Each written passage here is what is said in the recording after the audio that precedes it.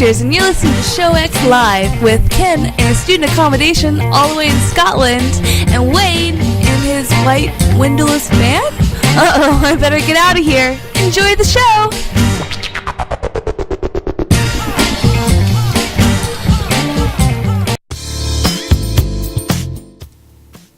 Hello, everybody, and welcome to Show X on VTWProductions.com. You're listening live at just after 2 p.m. Eastern, 7 p.m. GMT on this, the 14th of January, 2018. I'm joined, although we're having a little bit of issues with technology and our interwebs and things like that, but by our good friend Ken. How are you doing today, sir? I'm good. Can you see me, by the way? I see... My camera light... No. It's not on. I see your default image. That is your lovely face sitting in front of the reeds. That is one either I took or one that you took way back when. You took that one, yep. It's because Skype just updated without my permission, as always. And now the window won't maximize because it's grayed out for some reason. It looks like a tile, like a Windows tile floating around. And I just can't access any options. I don't know what's going on. I have to press Alt to go into the options. I hate that crap. That sucks. And they've changed all the options to like little sliders, like on an iPhone. Like, come on, this is Windows. What are you doing? Interesting. So, is it by any chance the newer made for Windows type one or such? Because that happens. I don't know the general desktop one, but it's updated differently. Interesting. But there are no options for me doing audio and video. There we go. No camera found. I'm right here. I see myself. No. I could try to fix it, but that would mean me muting myself for a little while and then playing with cables and such. I can do that, or I cannot. It's up to you. You do whatever you think you're ready to do. We'll see and ready to go forward with it, but we can try. It just to get depends how much you want to see my face is all. We always want to see your face, Ken. What are you talking about? All right, give me 2 minutes. Let me work out if I can mute it. Actually, oh god, where's the window gone? It's disappeared. There it is. Okay. Yay, let me try and technology! Mute it. And I'll be back in a few. Okay. While Ken is doing that, let's see. I suppose I get started. It sucks because I'm kind of running around, rushing, doing things all at once this morning. Okay, cousin's back. That I apologize for not being more sorted or for getting the Twitch feed going today. I didn't follow up with Restream and get everything set up for that like I'd wanted to, but I still look to do that. Got too busy running around doing other things this week, which generally just keeping entertained, busy, and otherwise. So there's that, but we still hope to start so we can start streaming on Twitch, YouTube, and potentially Facebook all at the same time. I will continue to work on that this week. And sorry, I have breakfast sitting beside me, and when Ken is talking, I may chomp that down real quick, as I was rushing getting breakfast together for friends that are here in the other room enjoying that as I am getting on the show. As many times I've had, oh, I see a visualization of a Ken. We have contact. Hey! But can we hear him? I say I can see him, but can't hear him yet. And Unmuting helps. There we go. Haha! We're in full success now. Good job, sir. I'm not mad at you at all, Microsoft. Not mad at you at all. Respect So- your users. Give them the options to choose to update and when to do it. Because you know what? I opened Skype to use Skype, not to update it. So, and it sucks because Skype's another one of those ones that when you don't keep it equally up to date with other people you're connecting to, weird things happen. Yeah. And I've experienced that several times. Well, we have on the show multiple times where all of a sudden we're like, everything should be working. Why can't we talk? And it's kind of like, damn it. Well, thankfully, that doesn't happen so much now because now they force you to update no matter what you do. You don't have a choice. You actually do not have a choice. So, I have had that happen. It's usually kind of right when something restarts that all of a sudden is like, oh, what an opportune time. We're restarting anyways. Well, for me, it's a case of, I don't mind it if I was like an employee at a company and maybe once the first of every month there's like a mandatory update of all your system stuff. Fine, that's the kind of thing where you're kind of forced to do it for security reasons, etc., etc. But this is my personal computer. I should be able to choose what does what on it at all times. Hey. You should not get to control that, Microsoft. Microsoft is looking out for you because you can't prove that you're going to be sound about your technology and ensuring that you're going to update as needed to keep yourself safe, Ken. And so they got to do it on your behalf. They would, heaven forbid, they let you be vulnerable. Yeah. Okay. No, I know. It's Again, very I don't annoying. think this was safety. Well, for me, the annoying thing is that Skype has 2 versions now. There's the traditional desktop version that you get that you download and it runs how you expect it to with all the features right there. Then there's the glossed up, made for Windows 10 appified version that's basically a combination or a mix of the mobile app and pseudo desktop app that they're trying desperately to push everyone to. Because every time I start the regular Skype, they're like, oh, that's quaint. I see that you want to do that. But what you'd really like to do is open up this new Skype, right? Right? You want to do that? I'm like, no, that one is horrible and so difficult to actually maintain and control all your settings. The original gives me enough brute force control that I can, I don't know, do a show via Skype. And so I'm constantly fighting that. Well, and eventually I am sure they're going to get to a point where they just say, nope, everyone's on the new one, deal with it. And I will be They mad. absolutely are. I'm also dealing with a thing with my side where apparently Microsoft Edge, and I don't know if it's beyond this, doesn't want to cut and paste anything in Google Docs. And it's really Why are you using annoying. Microsoft Edge? I use multiple browsers. It all depends on what instance I'm doing what with. Some work better for some things, some work better for others. And Edge actually works really well for me for most things. And I was giving it an honest shot to kind of give that, well, Microsoft, did you do it right this time? And, trying to give them a real shot. This is an instance where I'm having my doubts, my questions about it. And so, let's see. I'm going to make sure, just with everything else going on, typing into the chat in IRC as well as saying it, please respond, Hando Akuro, if you can hear us okay. Because heaven forbid, everything else Just make sure we're actually on air. Yeah, that's probably useful. My side says it's broadcasting. The stream says it's good. But You never know. It might just be the background music that they're hearing, Oh gosh, it's happened before, virtual cables and all. Alright, so getting into this, let's officially transition over from bitching and moaning to... Functional deviations. And say, Ken, what have you been doing this week? We make that an official segment, like a 1-minute segment where we have to bitch and moan at the start of every show. That'd be too damn easy. Yeah, then we'd always go over. Eventually kind of a 10-minute segment, then a half-an-hour segment. It'll become the whole show. And we'll be back to your opinion is wrong. I'm not against that. So I've got a very short list this week. I've been ridiculously busy, and things are actually. I actually just had a call with my parents, and I mentioned last week that I kind of me and Kitten had a discussion about all my time that I've been spending, and how it should be spent and such. And so coming up, as of tomorrow, I'll be doing an extra 4 hours of teaching every week. And that's the actual teaching element, which is not so bad. 4 hours is 4 hours, right?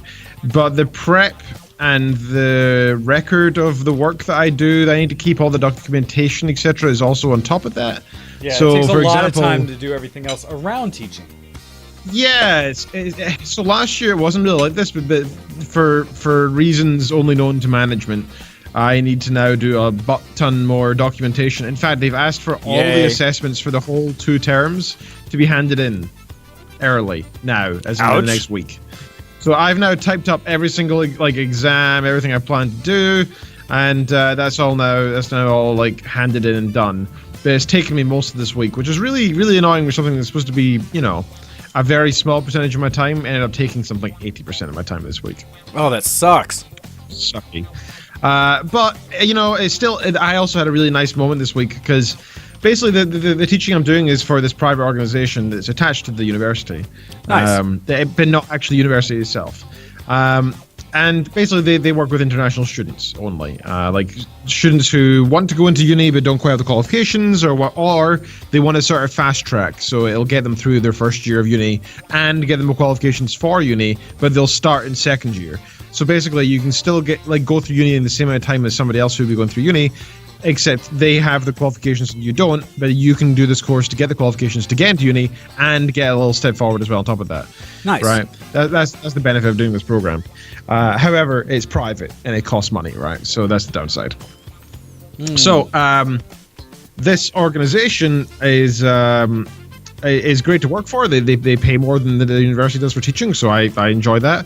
And the thing that's really nuts is that here at the uni, when I'm doing teaching, it's a case of Okay, here is your lab full of like students, like maybe like 30 or 40 students, and then you'll be handed a worksheet, and you're told follow the steps on that with them. If they struggle, just tell them where they did wrong and fix it for them, and then that's it. That's your entire job, right? And it's okay. Those people did right. You need people to go and like make sure the kids are doing the programming correctly, because if you get lost in the first step, you'll never catch up in 2 weeks' time, right? So it's a vital and important part, and I'm not looking down on it whatsoever. There is definitely a need for it. However, in the private organization, I don't do that. I'm actually the module coordinator there, which means I wrote the course, I wrote the exams, I wrote the timetable, I wrote all the documentation. I'm entirely responsible for everything, which is really cool in itself, and it's a really neat thing, really to experience, and it's great for my CV, etc. I can say I've done all that. But the really neat thing about it that I didn't even know until this week, and I suppose I always knew, but it never really clicked. I saw a bit of documentation as I was doing some of this work. There was like an overall track for the student to follow, like so they know where their degree, which degree they're going into, and how to get there, which modules to select, and that sort of thing. Okay, yeah, the direction you want to go as a whole. Yeah, that sort of like tracks the paths through a degree. And I noticed that under the computing science one, under the official university degree program, it had my course there. Like, there's 4 years. 3 of them are like hundreds of different courses you can choose from. But for these students, under the first year, it's just my course, because that's what they have to take, right? Nice. And I was like, I wrote that. A quarter of this their entire degree, like a quarter of it, I wrote. How cool is that? And it made me just feel like. It made me feel from instead of just like doing like an introductory to uni class thing, seeing this like bit of thing written down is like I wrote a quarter of somebody's degree. In fact, multiple people's degree. How cool is that? I mean, it just made me feel so happy with myself. And sometimes when you're doing a PhD, you need an ego boost like that. You really need to remember that sometimes just all that work you put in to write a paper and 3 people read it after like months of work. Sometimes it's okay. Worth it. It's okay. There are more. No, that's funny. There are other benefits. So that was kind of a side effect. So that's all the teaching is working. And before the show, I had a call with my parents, and as I said last week, I talked to Kitten about the time management and the likes. I actually kind of had to sit down with my parents and say, like, so they've been saying, and I totally understandable. They've been saying, hey, you've not been in touch much recently. What's going on? And and I felt really bad. I felt horrendously bad. But I said to them what I had to say to Kitten as well, which is like, this doing a PhD is like tough. Okay, let me quote one of the lecturers who I talked to about this recently. I was getting some support from one of the guys that works here. Oh, good. And he sat me down. This lovely old professor, and he sat me down and he said, Ken, your PhD is going to be the hardest thing you'll do in your life. Oh. It is the hardest thing. Oh. You will put strain on all of your relationships, your marriage, with your parents, with your friends, everything. It will put a strain on everything else, because in the end, you're coming out with the highest qualification you can get, and that's what it costs. It's not how difficult it is in terms of time. It's not how difficult it is in terms of quantity of work or how difficult the work is itself. It's the strain that it puts on all of the rest of your life. All of your hobbies and everything else have to take a back seat. And I was like, man, you're so right. You're like, at this first couple of years, like I felt the pressure, but like I'm towards the end of my 3rd year, entering my 4th. I've only got about 14 months left. Nice. And the pressure is ever mounting. It is just and this was about a year ago. He told me this, and he was. I was like, well, it's not that bad. It's stressful, but it's ups and downs. Recently, it's just been a steady incline. Just a steady going right up constantly. Oh, look what I gotta do! Yikes! Yeah. Absolutely, and I'm not trying to it's not really virtue signaling, because it's not really saying look how smart I am or anything like that. It's just a case of, but I suppose it's just a case of I have so much to do, and I'm not trying to show off. I don't know why people think that's a showing off thing. I don't see it as like, haha, I'm super busy. Look at me. Like I don't get that. I don't get why that would be something to show off about. It's crap, right? I mean, it's not a good thing. Like some people I've talked to just are like, oh yeah, I'm busy too. And I tell them that I'm really busy, and I'm like, yeah, with your 9-to-5 job, I get it. That feels like a lot, because I've been there and I've done that. But man, I wish I did, like, I had a set hours that I couldn't work outside. That'd be great, you know? Like, it's tough to explain when it's... Even when I talk to other PhDs, it's tough because we all have our own like, completely unique situations with our... Some people have kids, and I can only imagine what that's like. Doing the tough parts of a PhD and having to like go home, pick up your kids, and, you know, like spend time with them. Everything else with life, let alone... Oh, yeah, it's nuts, and I totally understand why so many people do part-time PhDs or they do other jobs at the same time, because it gives you so much more time to do your PhD, and it also lets you live your life while you do it. The only difference is it takes like 10 years to do instead, which is nuts. That is crazy. But yeah, I just basically went to moan. That was pretty much the whole point of this. That was the piece. Yes. No, that is okay. My thesis, yes. You're dealing with a lot, and that's a big part of your life. And like you said, when you've been doing stuff, that's a huge part of it. So I understand, man. No, that do not feel bad about that, because that has taken up a significant amount of your time. So, I mean, what else would you want us to worry about? Yeah, no, I appreciate that. It's all good. Anyway, yeah, that's pretty much all I wanted to say, because that's like I probably wanted to explain why I'm really boring at this segment of the show so often. Just so, what did you do? Oh, work. Here's what's going on with my work. I'm working because that's what I gotta do. Yep. No, that happens, and I mean it happens to me often, where just I get so caught up with random stuff that's like, oh yeah, what fun things, you know, relaxing. What? Oh. Yeah. To the point where I'm looking at my section thinking, what did I do? Yeah, I'm sorry to rush you into it there. My segment was quite short today. But to be fair, because we started late, it is almost past already. Yeah, oh no, we're fine. It's one of those things. So for me, starting off, first thing I have to do is a happy birthday to me? No, to Hunk.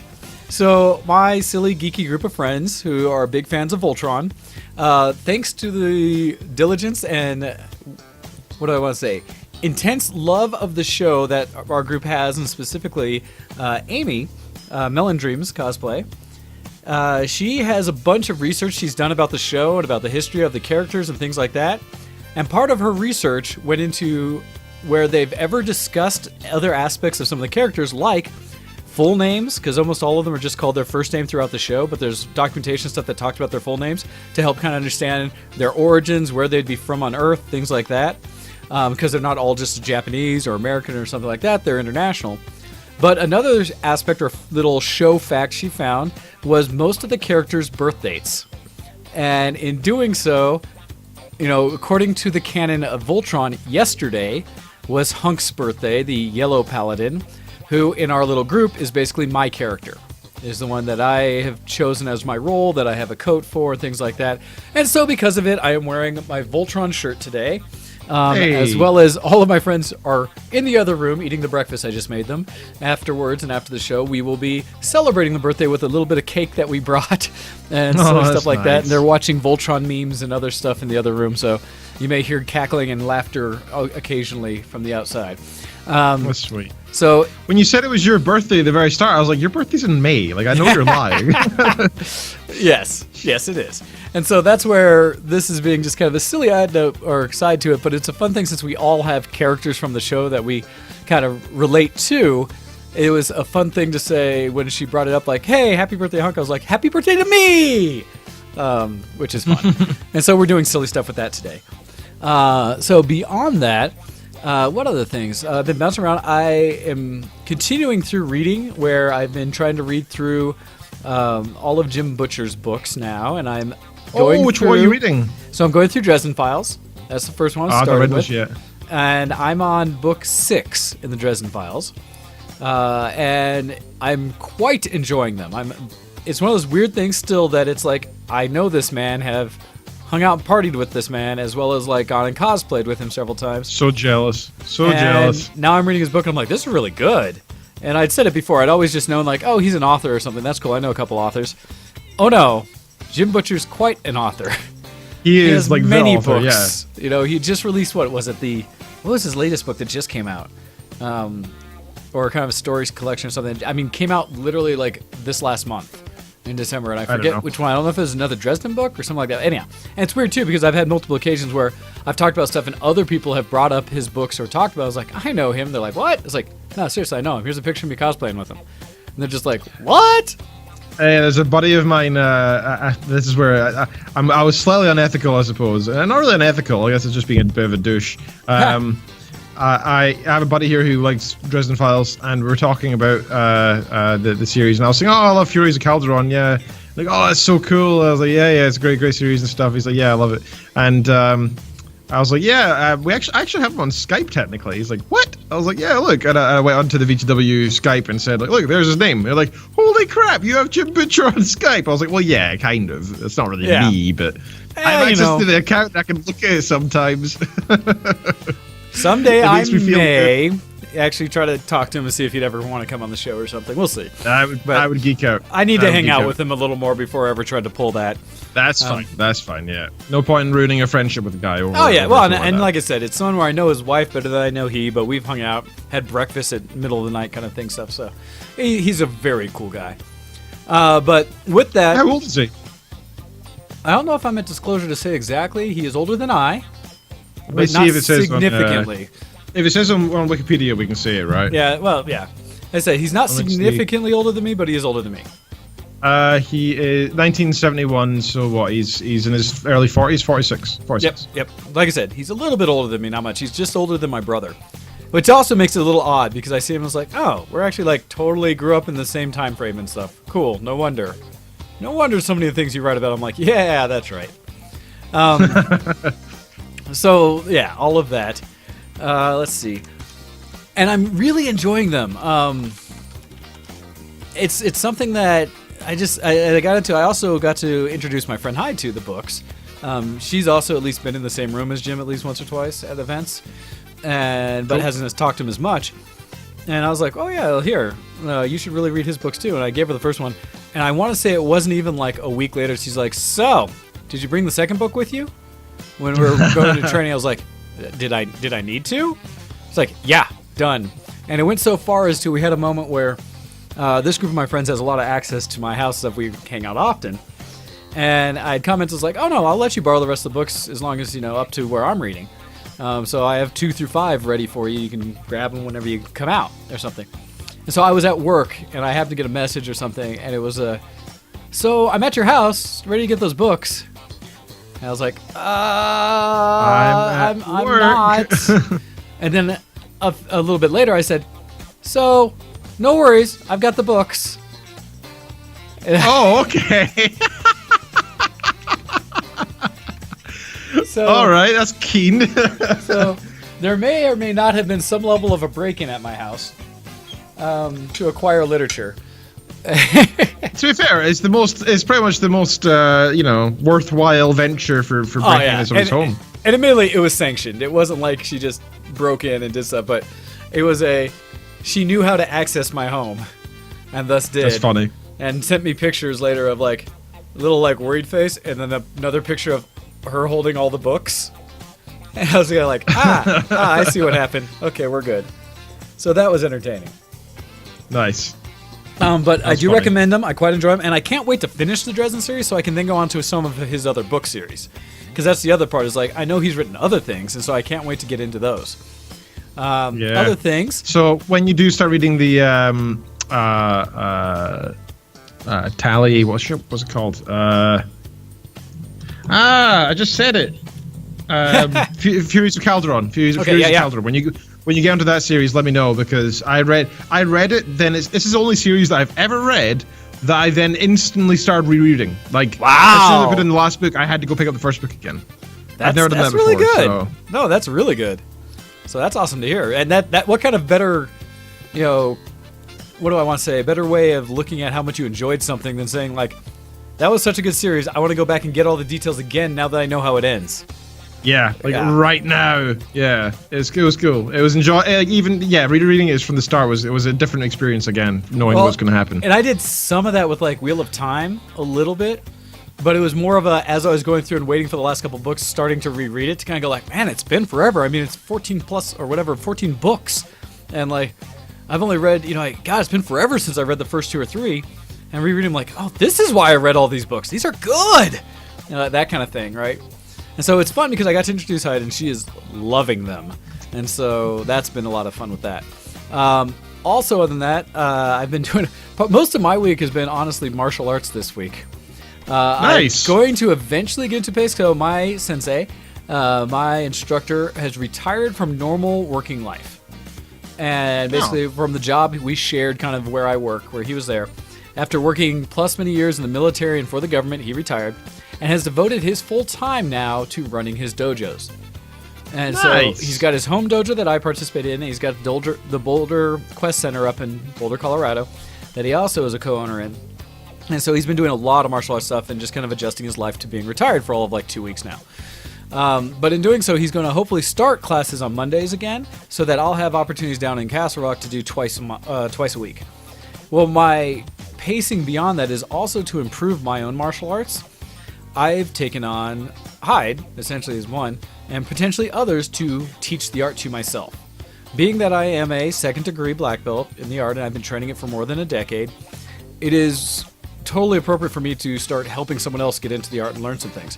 What it's also doing for me is it's refining how I know the things that I know. Having to teach someone else and to pay attention to the little nuances helps me refine my own details. And it's something I've always been, where I learn best by re-explaining something to someone else to basically cement my knowledge and understanding of whatever it is I'm talking about. And so I do that with anything. I'm always concerned that I talk too much. Good thing I have a podcast. I don't know. That I know such a lot of little bits of information about so many different things that I can usually speak to some level of intelligence about a lot of different things. I may not be an expert, but I know enough to have those conversations almost across the board. You pick the subject. And so I often feel like I come off sometimes as a know-it-all, or I may. Yeah, I have the same problem. I definitely come off as that. Well, so the challenge is I'm so worried about it. I've asked people before, like, hey, tell me to shut up if I'm just talking too much. And I've yet to have someone really do that to me. And I've had people tell me, it's like, no, we like hearing what you have to say. And so I think somehow I'm managing not actually coming off as a know-it-all, but just well-informed. I hope. But yeah, just in general. So Kitten's called me on that. She's like, why do you talk about stuff with such certainty when you don't know about it? And I'm like, I'm just saying what I do know about it. And she's like, yeah, but you talk about subjects you won't know much about. Like you talk about like childcare. And I'm like, oh, I've never experienced it, but like, it's just over the years what I've thought about how I would like to raise a kid, I guess. You know, like it doesn't mean that I understand it or have experienced it myself in any meaningful way, just sharing what I know myself, and that's it. Well, and it doesn't mean you haven't I totally get where you're coming from, though, Wayne. Yeah. Like that, I have the exact same thing. Just because you haven't experienced it doesn't mean you haven't listened to others talk about it all the time, referenced your own experience from your own getting raised and how that worked, and thus formulated plans for how you would do it yourself. Absolutely. And I do that with all kinds of things. And so I often come off as though, oh, you know everything. It's like, no, but I have thought about this before. And now I will say I'm quick to tell people if I don't know something. I say, well, I believe this, and this, but I'm not entirely sure. And so that's exactly what I've started doing because of the fact it's been raised to me and I've been told that I do it. That's exactly what I've started doing. I've started saying, look, I'm no expert, but here are my thoughts. If you don't want to hear them or you disagree, please let me know. Or if you know better, even better, please inform me. I want to know better. I love when someone actually knows better or has different information to share, because then I'm like, well, then please share. I want to know. And if I hear something from someone else and I'm not entirely sure, like the way they say it makes me not take it at face value, I usually will take that back and research it to find out if it's true or not. And I also have a big thing for me, and this is my own personal thing, that if I was in a conversation, I thought I knew something well, and when I left that conversation, I still thought I knew that, and then I come and find out I was wrong later, I try to go back to the person I had that conversation with them and tell them I was wrong. I try to go to find them and say, hey, I know it's not a big deal, but just wanted to let you know, like 2 weeks ago when we were talking about that thing, I went and looked it up and know you were right. I totally was off kilter on that. I did not know. And that's just kind of, for me, a integrity thing or an honesty thing. Yeah, absolutely. Because I could just kind of bury my head and say, man, I'm not going to. But I'm like, no, it's much better just to kind of acknowledge, like, hey, because I don't want them to sit there and think, oh, he thought I was right. I looked it up. He was wrong. And absolutely. I want to be the bigger man to say that I can just go up and say, no, I was wrong. You're correct. And there's an interesting point, actually. Fact checking. God, we need more of it. Well, I've been called very boring at like pubs and stuff because we're having a conversation with something, and I'll be like, and like if somebody says something that we disagree with, I'll be like, you know what? I don't know. Then I thought I was right, but now that you said something, I'm going to go check. And people have often called me on that, like, why are you doing that? That's so boring. We're here trying to have fun. I'm like, for me, that is fun, learning something and making sure that it's not. I'm not saying that who's right or who's wrong. I just ensuring want to learn, you know the facts, right? You want to know the truth. And this is fun. And actually, one of the things I'm going to challenge you to do, Ken, and everybody out there, this has been something that my local group, I've talked about it some in the past. I want to bring it up again, is taking a personality test. And the one that I like is 16 Personalities. It's the one that Zenko and Akko introduced me to. And we have now gotten my entire group to take it. All 6 of us that are kind of in our little group that we do have all taken it. So we all know our types. And what's it called again? 16 Personalities. Yes. I don't know. It should be basically the website. Because if you just do 16 Personality, it'd be like 16 Personality Test. And it'll pretty much take you right to their site. The reason we suggest them is, well, they are a good overall site. The beauty of it, is 16 the number .personalities.com/free-personality-test.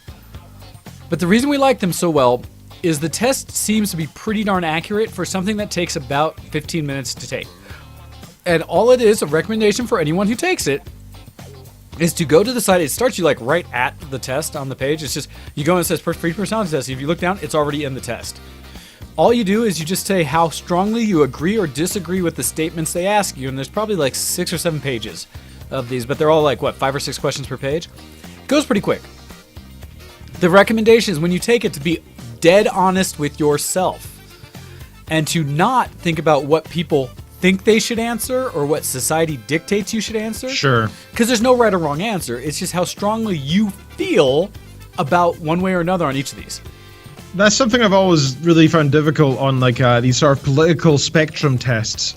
Is that I love doing them. There's some great ones out there. The UK one, there's a website specifically for UK politics, and I love the way they do it because for each section, which is just like general topics, like general ideas, like the economy, security, or whatever, foreign policy, that type of thing. They have like 5 questions or so per section, but you can actually expand it repeatedly to I think about 50 questions. Yeah, so you get into a little more depth. Yeah, so if it's something you don't really care about as an issue, you might have a couple of points, but that's it. But if it's something you're really interested in, like for me, like my education stuff, weirdly enough, I actually fit with a kind of a right-wing perspective, or at least in terms of the UK government, I fit with a right-wing party most, which is weird because I'm actually very pro-free education, etc.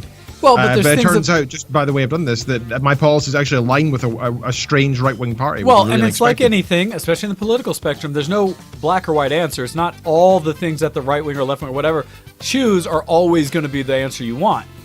You may lean heavier one side or another based on their overall policies, but like everything, I'm mostly liberal in the U.S. sense, but there are things I'm very conservative about, like border control, like the military, like, some things when it comes to the economy, not all. And so it just it blends. I always say I'm very scared of anybody who strictly is one way or the other, because to me that means they're sheep and they don't actually think. Oh, absolutely. But my point is that to link into this sort of thing is that the challenge you have going through those, or my challenge is that doing the political ones. The difficulty for me is I might differ on Monday to Friday. Absolutely. No, and it's because I accept that we are complex people, right? Like we what I see in the news that week might change my opinion, like genuinely, and then that's what it should do, right? Like you should be influenced by events and what's going on, and like for example, imagine you took a personality test one week, 9/11 happened, and then you're giving another test next week. You'd have different answers, right? We all probably would. Maybe. Well, so that's the funny part. You think that, but this test. I have found that I took it much later than the first time I took it, because when I first took it, I was kind of like, whatever, personality test. And then I took it again, and it was actually funny because I more strongly ended up with the thing I answered on the first time. The second time, because it was a little easier for me to answer those same questions, I actually got just a stronger version of that same answer at the end.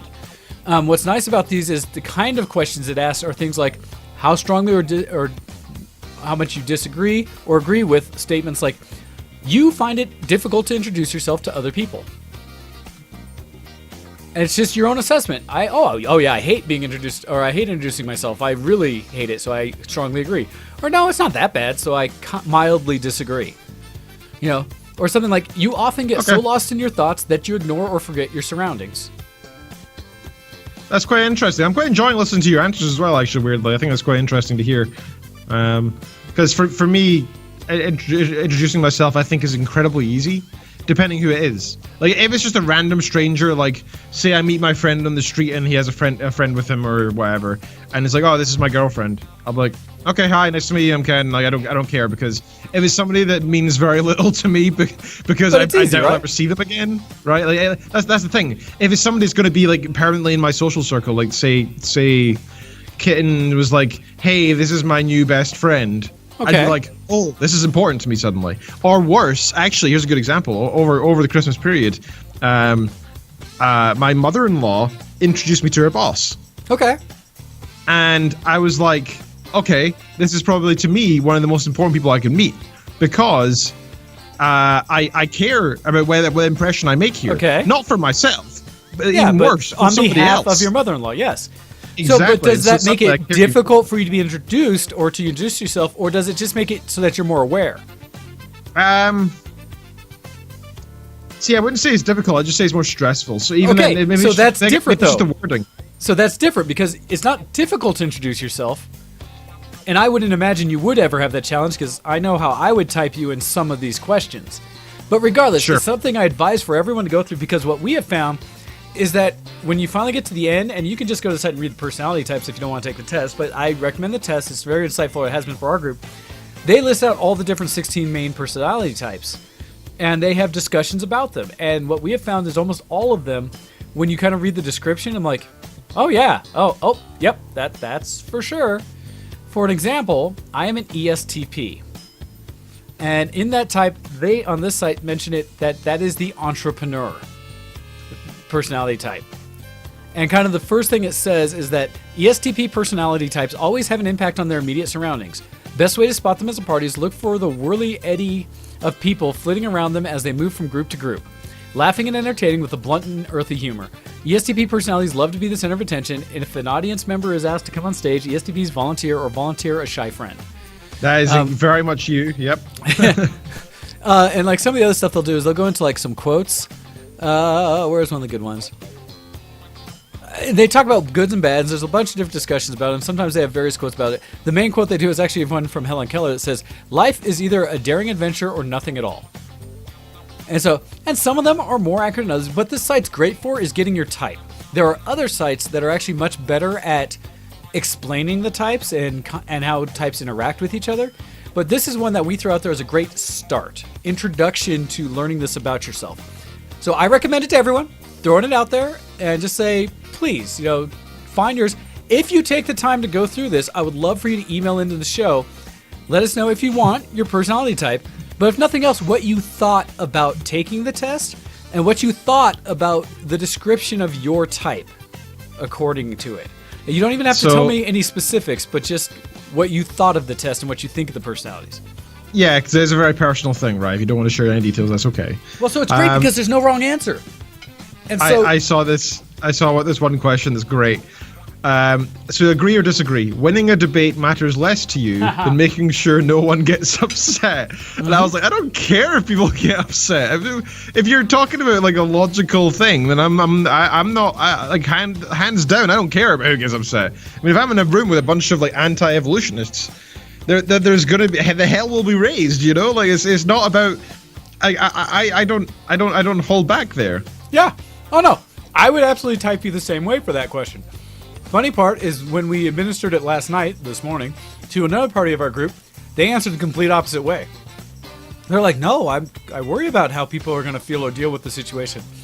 So that's the thing. Ken, for your personality type and mine, that's completely foreign. It's like, well, bullocks on that. If you're wrong and you're going off of BS, then no, I'm not going to let you go off BS for that. I'm going to tell you you're wrong. I'm going to tell you what the actual truth is. And why should you? I don't care if you get pissed off. That's your own fault. So again, it's surprising to me, and it's very interesting to me how it does, because I have seen people answer these questions back and forth, and I know that when I've had someone answer the other way, I've had to stop and go like, what? Why would anyone think that? I was Which is like, oh, that's interesting right. in itself, right? Well, I was like, oh, that's right. I'm a logic-based person. I'm not an emotion-based person. Here's another one. In a discussion, truth should be more important than people's sensitivities. And I was like, full agree, 100%. I Yes. mean, that's the funny thing. Again, I would say so most of the time, but like, Oh, there's okay, always if- exceptions, yeah. but that's it's your exactly. general Like, answer. And so the way you're answering, Ken, and the way you're like reacting to the questions is exactly what you want to do to take this test. Because when you do it that way, Okay. you'll blast through the test faster, and it'll be much more accurate. And that's the funny part, because you can't think of the extreme situations, like how I would talk to my wife versus how I would if I was sitting in Yeah. a room and told to Just do keep everything it 100% general. accurately and perfect. Like Yeah, my keep wife, it I general. would care about her how she feels. absolutely. And they say on the thing at the top, they only have 3 things they suggest. Should take less than 12 minutes, answer honestly, even if you don't like the answer, and try not to leave any neutral answers.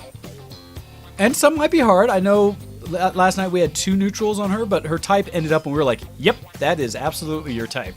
But it's fun because once you do know your type, you can use that to expand kind of how you might understand how others deal with situations.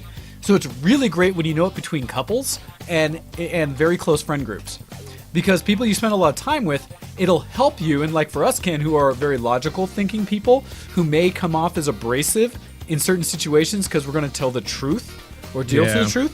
When you're with your wife, and I don't know her type, but I can imagine there may be some level of difference for worrying about someone's emotional state or how the feels about a situation. And in doing so, it might help you know that, oh, that's right, you're this type. You don't see the world like I do. Yeah. You'll see it from So- this perspective. There's this girl in my department, a close friend of me and Lexi's, and she is a very neurotic, self-confessed neurotic person, right? She's Okay. extremely neurotic, probably the most neurotic person I've ever met. And she's lovely and great person. That's the thing, almost to an extreme, right? She's like, one of the questions here just absolutely reminded me of her perfectly. It's if someone does not respond to your email quickly, Yeah. you start worrying if you said something wrong. And I'm like, I don't care. Like, I for example, like You recognize last week that- I sent an email to my manager, and I was a little blunt, and I got no response, and I still haven't got a response. I've not even thought about it until right now. I don't really care. I'm like, I was informing him of some facts. I Yeah. don't give a crap whether he what he thinks I about don't need a otherwise. response, and if it's a social thing, someone's related to the project. I don't think he's gonna. If he hates me, I don't really care. Does it affect the project? Right. I mean, but she would be of the opinion of like, within 2 minutes, she'd start asking her friends like, I've not had a response. Should I call them? Should I go and didn't see hear them? anything. What's Should I going send on? another email? Yep. No, and that's exactly what's great about these tests. I really, for this site, appreciate the way they lay it out. And so I put it out there, and it's just, for nothing else, have fun with it. Our group has taken it steps further. We have had very in-depth, long discussions about our personalities and whether we agreed or disagreed. And in doing so, we've even kind of gamed situations we were all at to see how we all kind of experienced it. And it's allowed us to have way better understanding of each other. Where we actually stopped and was like, wow, I didn't even know that happened because that's not how I see the world. I totally thought it was just this or that. That's amazing. And so it's been fun for us, and it's allowed us to have some of the deepest conversations I can remember having. Not about BS, but actually about ourselves and introspect into me and who I am. As wishy-washy as that may sound, it's just been cool. Like in a way I wouldn't have normally accepted. So anyhow, something I want to throw out there because that's just something we did that again last night, and we've now concluded our whole group. Now, admittedly, one of our group members, when they took it, we don't think was completely honest with the questions because missed the typing we thought in some major ways.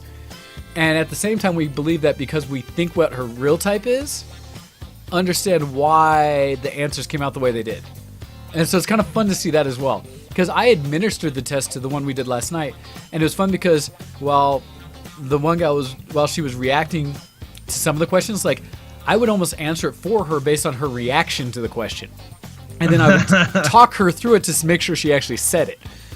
Because there were some levels where she was very strong and very against or for something, or there are a few where she was trying to say one way, like the hurting someone's feelings in a conversation, where she wanted to say, no, I believe in the truth, but her reaction wouldn't let her say that because she actually cares about a person's feelings.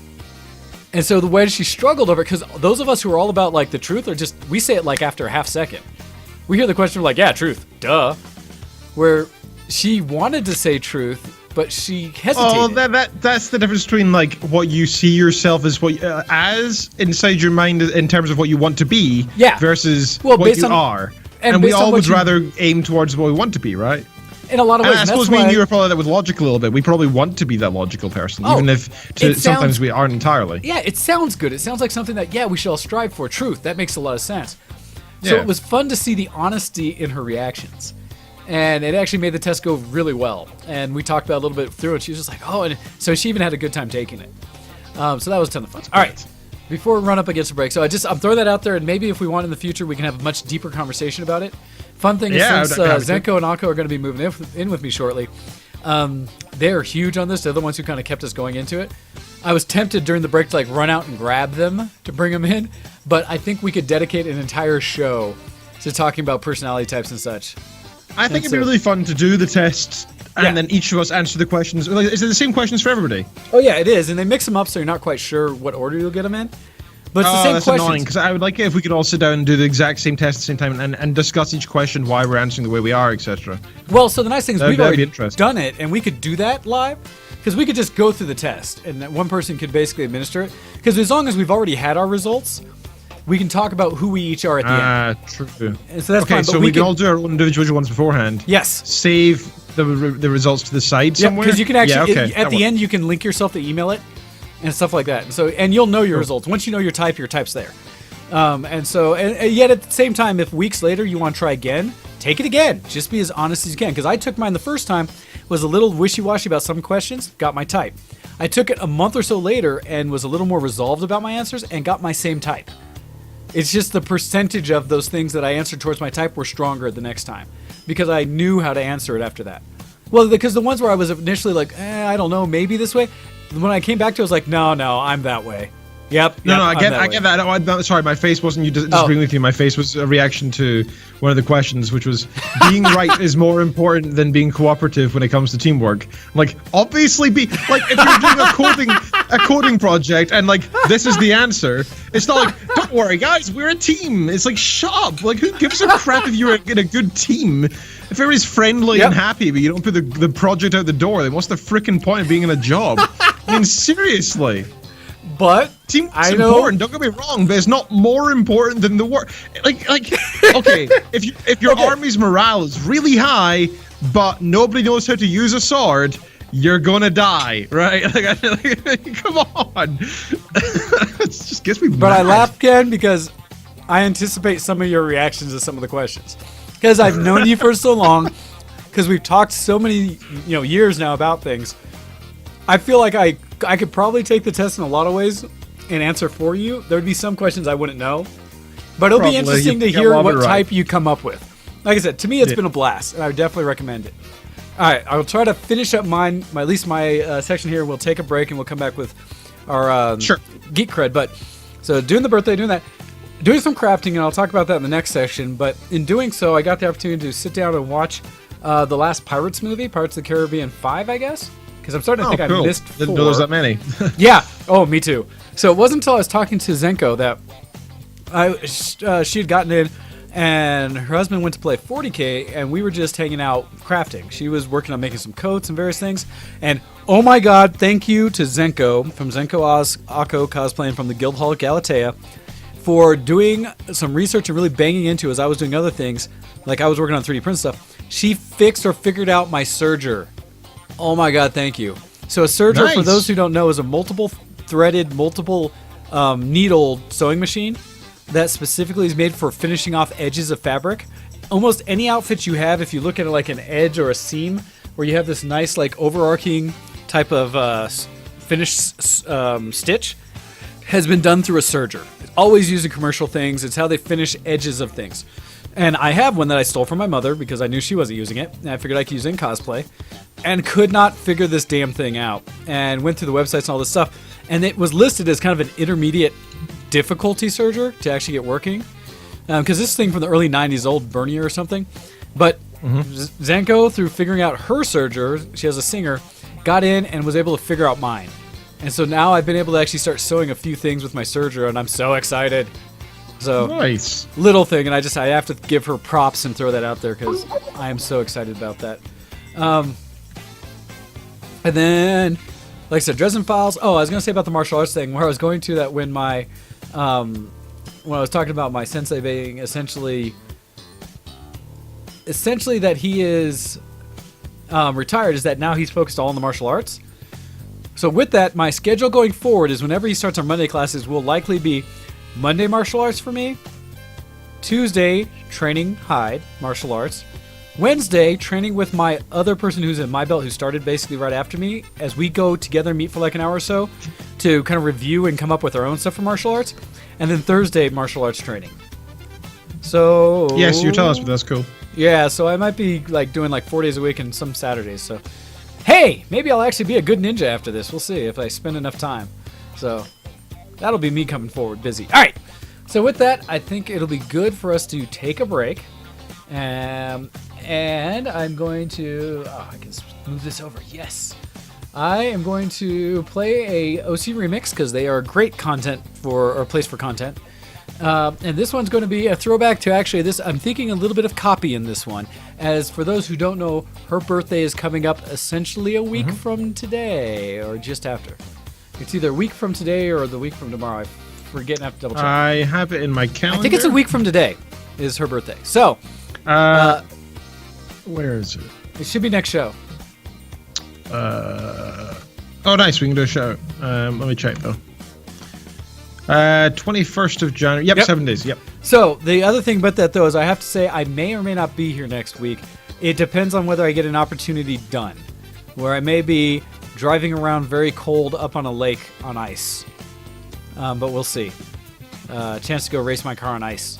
So Cool. Well, if Not you're doing that, toasted. that's fine. I can host, but it'll be video only, which is which the way is fair. the show should be anyway. But I will let you know. Well, it's only video now. It's only YouTube right now. We don't Which I stream it like. because we don't have any network stuff. But I will do other things for that.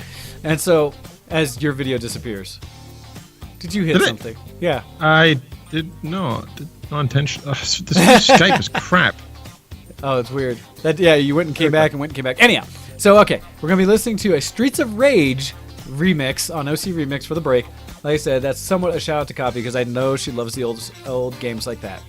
All right, so with that, we'll take a break and we'll be back right after this in about 5 minutes, and we will continue our discussion with some geek cred. So feel free to send in your emails. I see that we already have one in here from Hando, so appreciate that, and we'll catch up Hey. with you guys. So, all right, Ken, well, I'll catch you right after the break, and we'll see you guys in a little bit.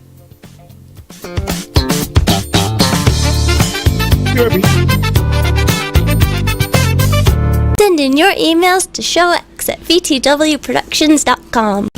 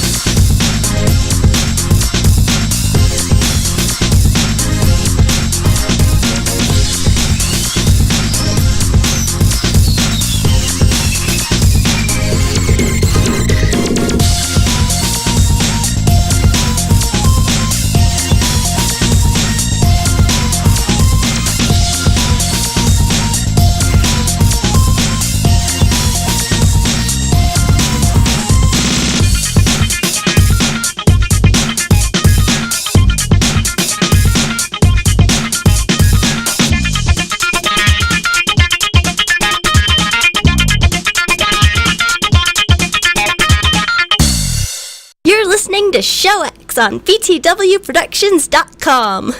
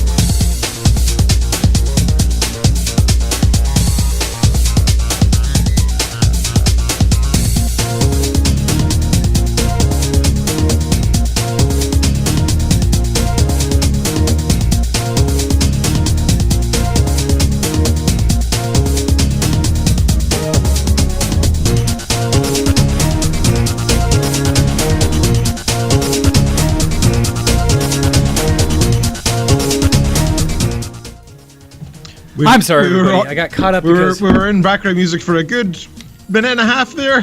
I'm sorry. We were in the background music for a good minute and a half or so there, you know. Yes. No, I was bad because I got talking about personality types during the break with those that are in the other room. It was like, oh yeah, I did it. And they're like, oh yeah. And I was like, no, I got to go back. That shows your personality type, that you got distracted by talking from talking. I don't know what you're trying to say, kid. Don't know. So speaking of personality types, do you mind if I grab that for a second? Because I was saying that I did mine. Yeah, feel free. So I'm quite interested. It's quite interesting actually because oh crap! I think I might have quit it. No, there we go. So I am the personality type of the executive, ESTJA. Yep. So the A I'm is kind 71 of a extra little piece. Really, the first four is what matters. Okay. I'm extroverted, 71%, obviously 100. I'm 56%, apart for energy, whatever that means, mental energy, I'm 56% observant, 44% intuitive. For nature, I'm 96% thinking, 4% feeling, which I think is... Pretty accurate? I think it gives my feelings a bit too much credit, to be honest. but for tactics, I'm 82% judging and 18% prospecting. And for identity, I'm 72% assertive and 28% turbulent. Yes. Wherever these all mean. I think there's certainly a mishmash of other traditional terms. And then now that you know the letters, you could just search that in a browser and take you to dozens of sites that will tell you more about those types. And again, this site's good for the test, and it's good for the initial kind of like, oh, okay. And then you research as you will. I would have guessed a lot of that, honestly, because I am actually an ESTP. And so we only differ in one letter. Cool. So what does that mean? So that's where it's was it judging versus perceiving? And so with perception, it means I'm more likely to be able to read a situation due to kind of seeing how others are part of it and feeling kind of what others are about it, where judging is a little more like you're just down to, I want to say, the facts of it kind of thing. Now, I'd say this. Akko is much better at this than knowing the other types in comparisons. I'm decent enough without knowing my own. I still have. I need to read the others much more and lock them down in my memory. So I'm still new to it as a whole. But cool. It's interesting though. Yeah, and it's fun if you start reading like what it means to them and what it says. There'll be parts you kind of disagree with, but in general you'll be like, oh yeah, I can see that. I don't know, because it keeps talking about natural born leader and stuff, and I don't think anybody wants to ever call themselves something that people aspire to, because it's cocky. So well, it's cocky. I can't agree with it really. Well, no, you say that, but if you objectively think about situations you've been in, especially amongst groups, are you the alpha or do you follow others more? And I wouldn't follow the idea of alpha, because it comes with a certain brutishness. Well, no. It just means that you tend to find yourself making decisions for the group. You tend to find people I tend to do towards that, you. You tend to find people looking towards you for direction. It's not that you are egotistically jumping into a situation like, I'm in charge here. It's more of a, you just find that in general, people tend to lean towards you, or that you happen to often have a decision ready to be made. It's easy for you to kind of be like, hey guys, we should do this, or hey guys, this. Versus waiting for someone else to do that. And I can tell even from your answers and from having been around you, Ken, I'm not surprised. And so a lot of times it's more informative for others because they'll look at it and hear a description and be like, yep, that is totally the way you are. Yeah, so I remember when we started our, just after we'd been recruited at HP, when I worked for HP, we did a sort of personality test type thing. And pretty much all the nerdy dudes and girls who were there on the tech tree, so there was tech and there was management. All the tech guys got the kind of things you'd expect, which are very similar to what I got with the logical thinking, etc. But they're very introverted, right? Yep. And they got loads of the introvert answers. I got a higher leadership answer than the guys on the management tree, and people were like, "Are you sure you did the test right?" I'm like, I thought I did." So this is also why in a lot of businesses and stuff, they actually recommend that their employees take a personality test because it can help them as a whole figure out how to interact. And in doing so, it just, like I said, it can make it easier to understand other people and how they think. Because like for Akko, he is such a thinker in that same way. And I forget which one he came out. I think he's close to yours, but he's an introverted version of you, I think. If I double checked, because he's definitely an introvert. But I want to say, because his came out as, I want to say his is like the take over the world one.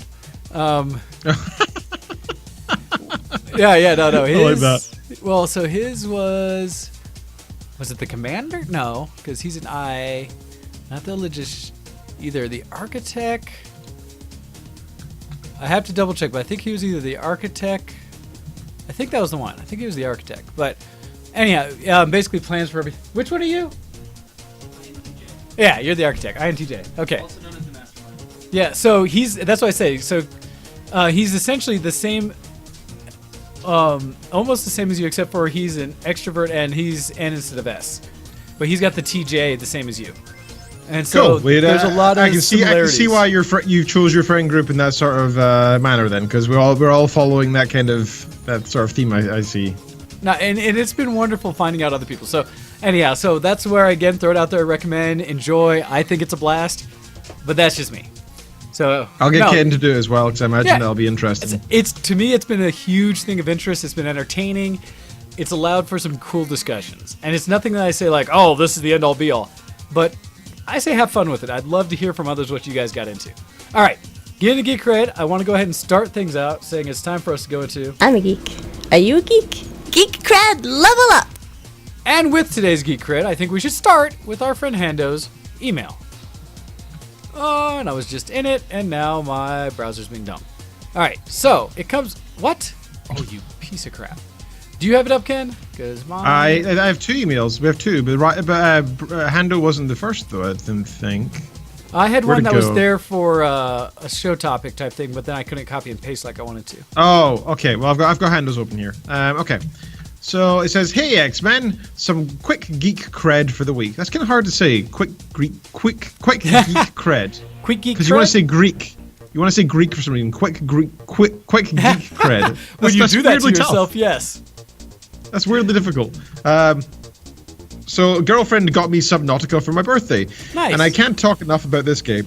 It's getting its official release later this month, and it's one of the most gorgeous games I've ever seen. Wow. That's some high praise. The only problem, which I hope they fix soon, is that it's single player. But still worth it. I like how they say, I like how he says fix as if it's like that's a weird bug. Well, it's funny because there's a lot of games that, I don't know, I will put it this way. I really appreciate a well-crafted single-player experience. Oh, absolutely. And so I am happy that companies still do it because it's less likely that they're going to nickel and dime me for BS DLC. Oh, yeah, that too. Less likely, but not entirely, but not. less likely. They'll give me an entire experience out the gate when I buy the game, and not have to wait till months later for them to sell me more to finish the actual game. So Kitten, I got BioShock 1, 2, and 3. Nice. For her Christmas, and she's been playing BioShock 1 starting off yesterday again. Yes. And it's been good fun because she was sort of like, oh, I didn't really like it that much. It was kind of scary, and I can't really remember much. And she started playing, and she's like, I forgot how beautiful this game is. Because like even the intro scene when the plane crashes into the sea, and you just see the fire flames on the water, liquid and oil, and Yep, and BioShock 1 came out on 2007, so it's 11 years old this August. But it's so 11 years old. So good. And it's still beautiful. And even like the characters and stuff in it, just because of the style they used, they aged so well. It looks like a new game. Well, it's it doesn't BioShock freaking 1. It doesn't look far off of a Dishonored or other games like that still follow that same feel. And no, it's wonderful. I love it. So well, and for me, I need to play it again because I only played it all the way through the one time. And in doing so, when you finally hit like the twist and the understanding of what's really happening at the end, and they do a great job of giving you a flashback to kind of see how it progressed. But playing it again, knowing how that works, it might be even a little more nefarious. And like, you laugh every time. Are you effing kidding me? Grrr, right? I think that would be fun and interesting. And I have not done it, so that could be a good time. Yeah. All right, continuing his email. Yes. So, I hit it for some reason. Got my 7-year-old nephew on the Factorio train, pun intended, because there's lots of trains in Factorio. By the way, the subreddit for the Factorio is just for the Factorio. What am I, like 70 years old and not understanding what Factorio is great. It's really, really good. Because you see lots of people putting all these screenshots up of crazy stuff that they're doing, and it's just fun to see. I recommend subscribing to the Factorio subreddit. We usually play on weekends together. This becomes possible because I gave my brother my old gaming PC for Christmas. Hey, that's really nice and really I love that way of gifting. I love that way of gifting. Yeah. My little brother suffered. He took advantage of years of me upgrading my computer and giving him my old parts for Christmas presents. Years of that kept him able to play games.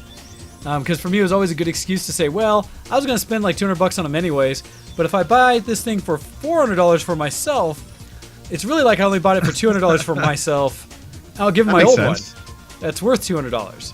Yeah, I did that with video cards constantly. And so, yeah. He was very appreciative. Not be complaining. I don't think anybody would.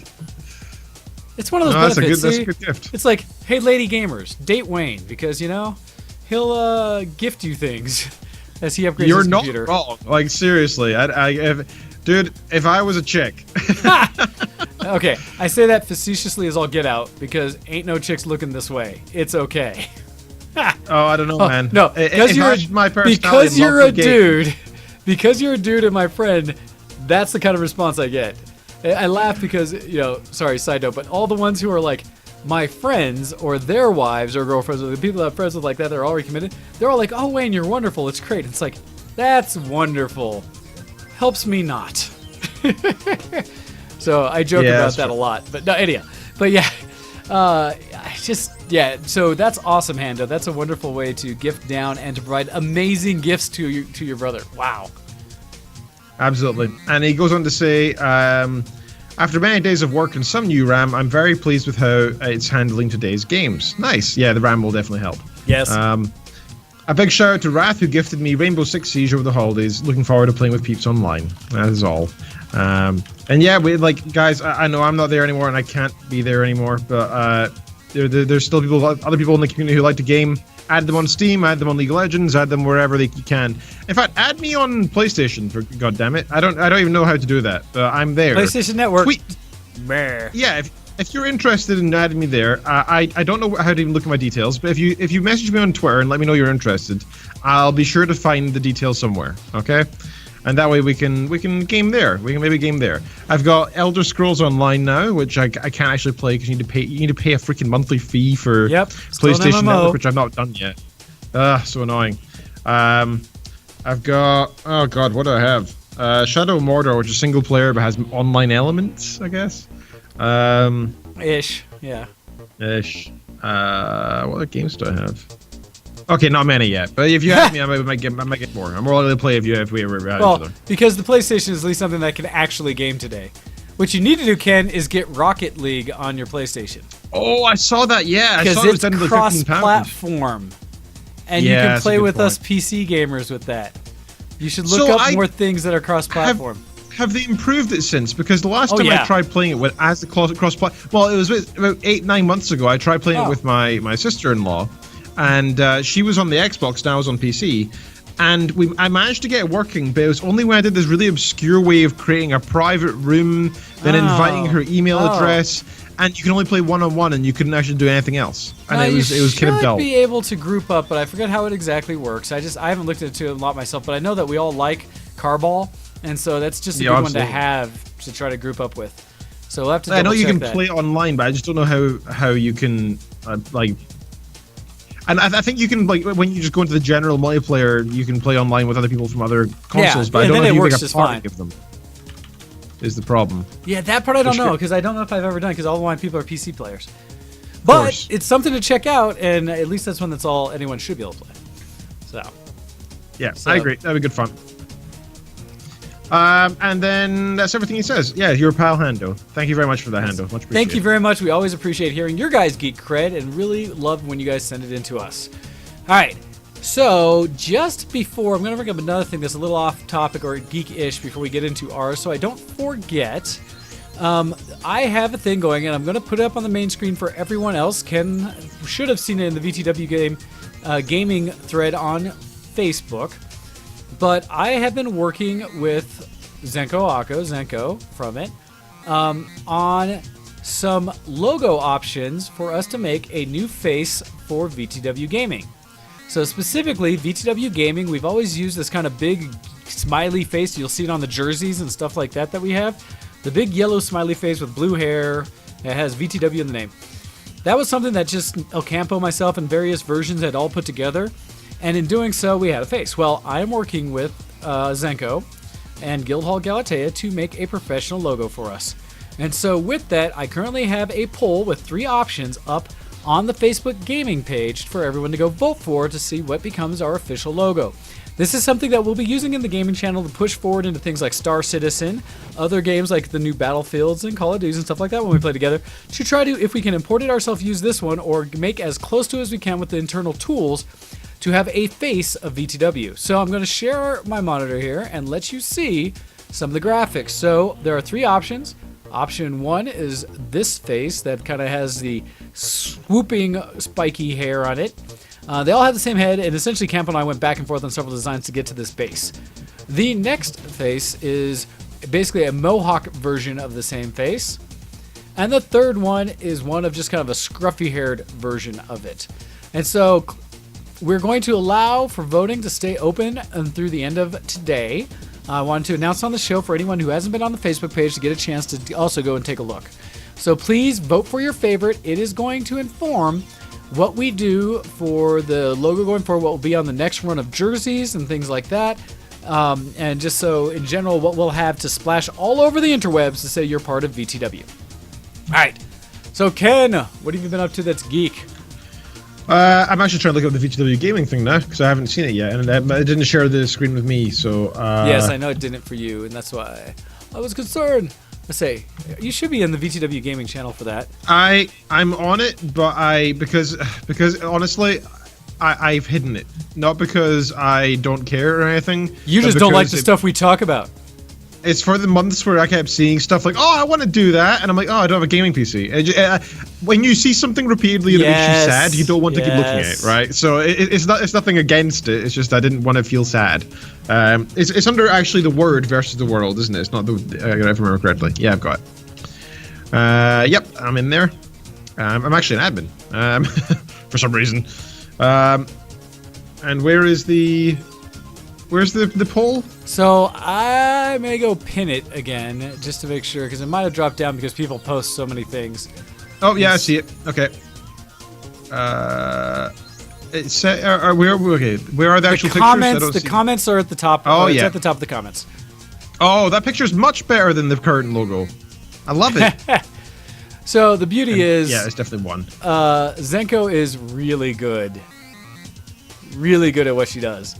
And so I was very happy to be able to basically incorporate her skills into this effort. And kind of produce something that I can be proud of, that I think we all can be proud of. And just, absolutely. Yeah. So no, that's a nice piece of work. It looks much nicer, looks much cleaner. It's using that same idea for the logo, but making it look just more professional. I really well done. Really nice work with the logo, and that's why it's got so many votes and likes there. That's impressive, actually. Well, and again, usually that kind of interaction on a page is rare, right? So that's good. No, people are liking it. It's one of those things when people say it's like, well, it is what she does. She is a graphic artist, and so I decided to go to a professional for this. There you go. Damn right. Nice. And so, yeah. So that's, I mean, we have a clear winner at the moment, but I want to get everybody's opinion in there. So please jump in, please check it out, and we'll see how it goes. All right. Nice. So with that, getting into Geek Cred, let's see. Ken, what do you got for us? Yes, so let me open it up. Here we go. I only have two things in here, really. I think I have some. First of all, actually, I've not really talked about TV. It's not geeky per se, but it is a geek medium, I suppose. So the TV shows I've been watching recently, I've been watching a lot of Suits. Okay. I'm now on season 4 of Suits, and it's a generic. Now, the first season was great, like really enjoyable. They've now sort of gone away from the main original theme, which was, hey, this guy isn't even a lawyer, but he's got really like perfect memory, like he has perfect recall, and so he's just winging it, and it's crazy. And now it's more of a stage of like, they sometimes use the fact that he's not really a lawyer as a guilt thing, and they use it to sometimes like bite him in the ass, but they don't really talk about the fact that he's got this like perfect memory.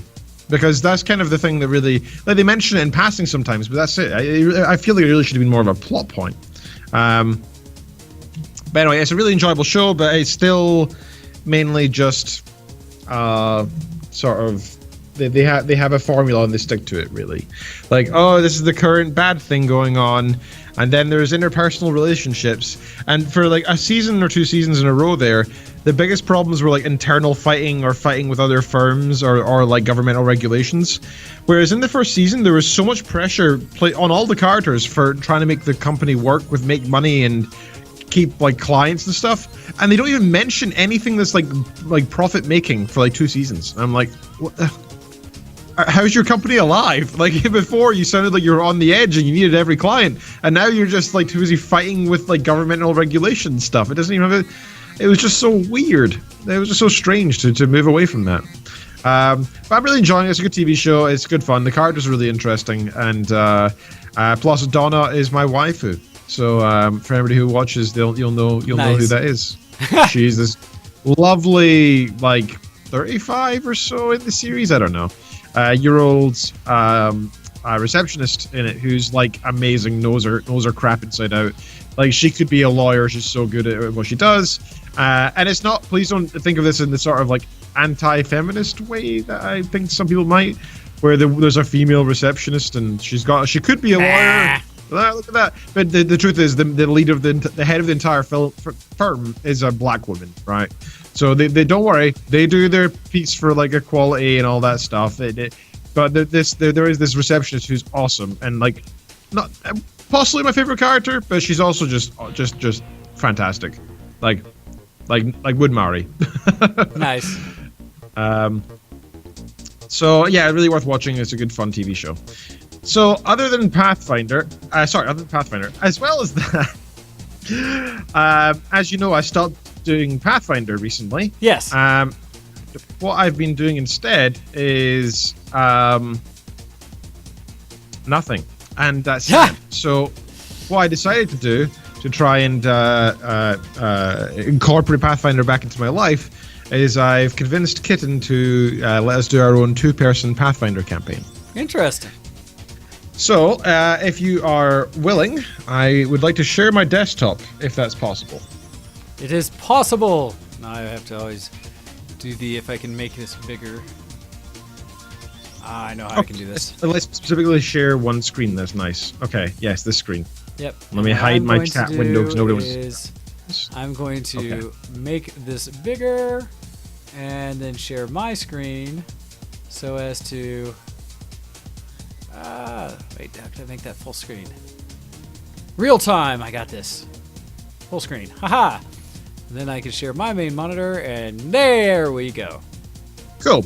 So this is the sort of place I'm thinking of. I found this map on the Pathfinder subreddit, so thanks to those guys. I didn't ask permission or anything because it's pretty much for personal use, and it's going on YouTube, which is allowed anyway because you put it publicly anyway. So yeah, here's the sort of map I plan to use. So Kitten wants to, of course, go some sort of cat character, and I said to her like, okay, like look, do what you want. I don't want to be the kind of DM or GM that like it restricts you. But I'll warn you that in this land, it's mainly human, and the other races are from far away, and most of them won't have seen them before. So, but that makes for some interesting RP. It absolutely does. But I said to her, think of it as if like North Africans swam across or boated across to Spain in like the 14th century. What would happen, right? People wouldn't like most people like would not be happy, or at the very least they'll be shocked and surprised. But a lot of people would be like, oh wow, somebody who looks different, maybe we should stab them, right? Well, that or a curiosity that might actually make them give an entrance, depending on the people they interact with. Because some people may see it as exotic and therefore find interest and want to do good things. But you're right, some people may say stabby stabby bad. Well, generally, what I've found, at least in the campaigns I've played so far, if you play an exotic race, you need to expect a little bit of animosity when you go into towns and villages. Oh, absolutely. I mean, the good thing about exotic races is they tend to have these fantastic combat abilities or really high skills or traits magic or unique abilities, or something, which, yeah, which kind of makes up for it. But you sort of accept the downside of having an exotic race, which is that you're a minority and you face the problems that minorities have just in like real life, and so. That's kind of what I said to her, and she got a little sad after that. I said that because she was really looking forward to playing a cat character, and I was like, well, you know what? Let's just not worry about it because in the end, it's been having fun. If that's not going to be fun for you, then we'll just sort of chill it out. And I said, well, the people will just see it as an exotic thing, and you'll have minor problems, but nothing major. So she said she wants to play a rogue. I sort of tried to sit with her and go through different classes of Pathfinder. Khajiit has wares if you have dollar, if you have coin. Effectively, right? She wants to be a swashbuckler type rogue. So Nice. she wants to be sneak, stab, but be able to do sword stuff and acrobatics and all that kind of thing. So sort of generic rogue, but who's also a cat, which gives it's actually quite nice because the cat race, whatever they're called in Pathfinder, I looked at the bonuses to work quite nicely with the rogue class. So that's good. So here's the map. I originally didn't have the letters on it, but I looked at it and I was like, you know what? This is a nice map, but right now, if I leave it as is, it's going to be very confusing as to where we are and what we're doing. So I labeled it with an A through X system of what everything is. And here it is. So I've named it Beryl's Wake is the campaign name. Here's the location legend. You don't need to read them all, but I gave the ones that are important names. I gave some of them things like miscellaneous farms or small fishery. Okay. Some of them I just write down unknown destroyed. Because I've decided, I haven't told Kitten this yet, but I've decided what the story background is going to be. Is basically, this is a normal world where, think of it as like 12th century England or something like that. Okay. Where it's like medieval sort of times. There's not much in the way of advanced technology. Maybe there's some gunpowder and the likes, and that's about it. But there's no magic whatsoever, except now there is. So it's a sudden. So it's a new thing. Yeah. So the reason I'm calling it Beryl's Way because I'm going to call Beryl the name of the star that fell. A star fell somewhere, destroyed one of the towns. I haven't decided which one yet. Maybe this town C here got destroyed by this. And whenever our characters try to go anywhere near, we're going to make them just be like really debilitated, and not be able to continue forward until later or something like that.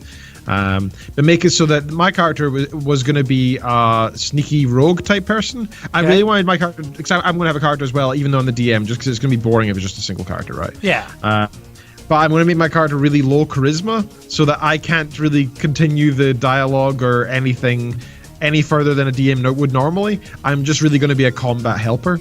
And Gotcha. also, use it as like a general NPC to move the story forward. So my character was a rogue type character, but now is going to be a sorcerer, and I'm using the bloodline stuff as a sort of like generic inherent magic from the star. So that's what most people are going to come to this. I also found that there's a specific bloodline you can follow, one of the exotic ones for sorcerers, that works really well with stealth stuff. So I'm going to make the rogue. So we're both kind of rogue, stealthy people, but I'm actually a sorcerer that's just kind of stealthy. So that and her job is going to be to uncover what happened with the star, find out the magical effects on this land, this kingdom, and I'm probably going to make it so that the kingdom is very pious and religious. The king lives in the big city there, and they start trying to round up all the mages or whatever, and maybe we can make some kind of resistance or a little army or something. Interesting. And maybe I might add in some zombie elements because, you know, the magic is fun and you can do that. So since there's so many towns, I don't want her to be overwhelmed with all the different stuff that's going on. So I'm going to make a lot of them just slowly get infested, so it doesn't really matter which one we go to. They're all just a town that is full of zombies, you know, sort of generic stuff. Okay. So I also went to Google Images and just looked up general like stuff like fantasy town drawing, and tried to come up with some stats about each place that might actually be important to the story. So the first place, Hallskirk, as I called it, is this place on the mountain up here, on the map. And I've given it like some population, notable NPCs. This is just for me to look at, right? So when Kitten's walking around, so that you have answers, you have the world fleshed out, so you don't have to suddenly make it up. Exactly, right? Because then there's going to have to be some spontaneity to it, but I want to have some planning done. And I've been trying to go through each town and give them like a bit of background or an image that I can show her what it looks like, so she has an idea. Nice. And like, for example, there's the sort of destroyed town, like one that looks like that. Like there might be some other adventurers there or whatever, or maybe some zombies, and some taverns that are just like empty and whatever. I think it's gonna be really fun and interesting, and I'm looking forward to doing this. Well, now, I like the preparation that you're doing for this. That's cool. Thanks. The other thing I plan to do is get some YouTube playlists ready and have different themes ready for different towns and like the walking and for the events, fighting. Because I think one of the things she's going to really struggle with is she's never roleplayed before. So this is going to be quite an adventure. And so to immerse her into the fact that it's just not me and her sitting chatting, I need to kind of something. So I'm thinking of making the atmosphere proper, having dim lighting, maybe having appropriate food and drink, and setting out the board, etc. properly, and and having these pictures ready that I can lay out just to say what the backdrop is, and really with the music as well. Hopefully, I'll give her a feel for what the place looks like, and it'll be good fun. Now, the difficulty is most people who play Pathfinder in every game I've played so far, there's usually 4 or 5 people to play with. Playing with just one other person is going to be really, really tough because we don't have any heals, we have no healer. We have no support. We have no tank. We're a couple of roguey guys, and I'm kind of sorcery. And that's it. So, you know, combat's going to be tough. It's always going to be the one person we're fighting or 2 people are really weak people, you know? It can't be a case of you walk in, there's 7 dudes, and there's something summoning other things. What do you do? Because we won't be able to do that. We're going to have to really... I'm going to have to really face the campaign. It'll be a challenge, but there's always ways and tools you can use to get around it. As a DM, there's always things you can do to kind of make it so there's ways to... What do I want to say? There's ways to save a person. There's ways to give enough things to make it so you can survive a couple combat things. Caches of potions, things like that. There's ways. But at the same time, if someone does something completely off, then everybody dies. And that happens too. I think the toughest thing as well is also going to be... This is my first time DMing at all. And my understanding of like combat and stuff, even when I left the previous group, wasn't that great. Like I'd still sort of be like, so I roll this dice and I want to do this thing and I know I need to mark out my sheet, but how do I compare it to his armor class or whatever? And they're like, oh, you don't need to do that. And I'm like, oh, I can't remember. So I might have to watch a couple videos first myself. There's a lot of options out there because there's also things like Critical Role and other stuff where you get to hear how some famous people play the game. There's a ton of resources for that. And I mean, really, it's yours. And so do with it as you will. But I want it to be fun and enjoyable still, without being. I don't want it to be. I will definitely be simplifying some of the rules because I know fine well that me and Kitten won't enjoy ourselves if we're too busy trying to work out the rules for the first half hour, right? Yeah. I want to make it accessible, so I want to know enough that I can be like, okay, you roll that dice, that'll be the damage you do for now. But like, in half an hour, I'm introduced to that. Okay, now we're going to roll against their armor class, right? It's not just pure damage now. Or next time we need to actually roll to see if you hit in the first place, right? And slowly add all that in. I think that's what I'm going to do anyway. But it's its own challenge, and I hope that this experience of me actually DMing will make me remember all the different rules and stuff more importantly as we go. And I'll stop sharing my screen now because I think that's everything. Yep. No, that is good. And the beauty is I've been able to. Yeah, I figured out how to easily kind of bounce around to shoot on the screen or what you were showing back and forth, so that was nice. So hopefully people appreciate what we did there so they can see what we were talking about, because that looks like a really neat campaign. I do love the photos and everything you're grabbing to help provide atmosphere to that should be wonderful. Thank you. Yeah, I'm looking forward to it. I'll be sure to update this as we go, because I really enjoyed us talking about that stuff on the show. Yep. It was good fun. It's a nice topic that everybody is kind of accessible as well. So it'd be nice if we could keep that going. The only thing I wanted to mention was that I've been playing WoW on and off, but this week I've barely played it, to be honest, so it's not even really worth mentioning. But that game exists, is pretty much what I'm saying, I guess. But yeah, it's still a game. It's still out there. It's something that almost anybody with even an old PC can at least spend some time in. Although I gotta say the requirements have definitely increased over time. Oh yeah, no, they've changed the engine. A few years ago. Yeah, they've updated the engine, done other things like that. But hey, if they finally finish out and do the vanilla WoW servers like they said they're going to, then you can really play retro. So yeah, screw that. I'm not interested in that at all. I'm really not. Gotcha. All right, well, yeah, there's a lot of people that when they finally do it, they'll be like, nostalgia, pain, so much pain. Well, I had a flashback the other night actually about. I remember when once upon a time we had to believe. I don't know if you remember this at all, but we had multiple ranks of each spell. So oh yeah. Then we realized that certain ones were more efficient than the others. Yep. So you'd actually run a lower one. Yeah, so you might have 3 fireball spells or whatever on your bar at any time, and you had to know which ones to go bounce back and forth to depending on your mana consumption and so on. Yep. And it was just nuts. It was a harder game.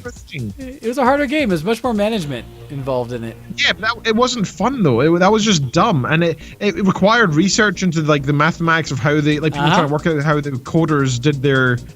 It was just dumb, and they never planned. Blizzard never wanted that to happen. They said openly we'd never planned for people to actually use the older ranks, so that was if anything an error. Yeah, they did it wrong, but in the end, that's what happened. So no, that's fun though.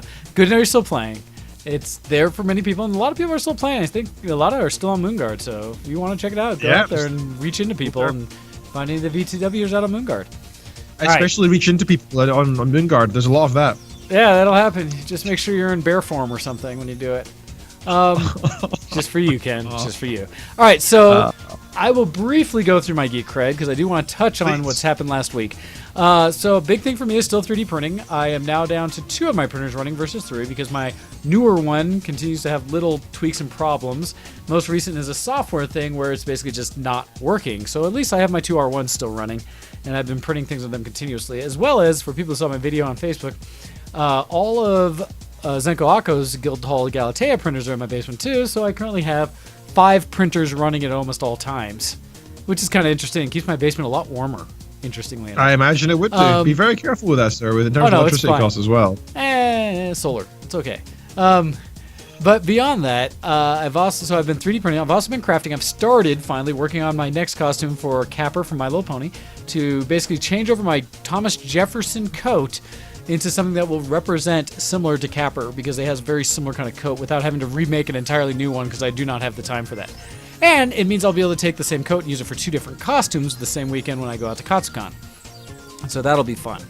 But in addition, when I was doing the crafting and after Zenko had helped me fix the serger, and I also got my Viking, my older 60s sewing machine, I finally started running it some more.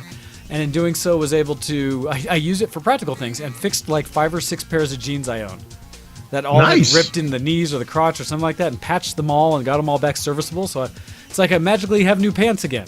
So that's nice. Very nice. Because of that Viking, it was sewing through 5 or 6 layers of denim like butter. Oh, I love that machine. So good. So that was really nice. While we were crafting and doing stuff like that, we were talking just in general stuff about books and various other things.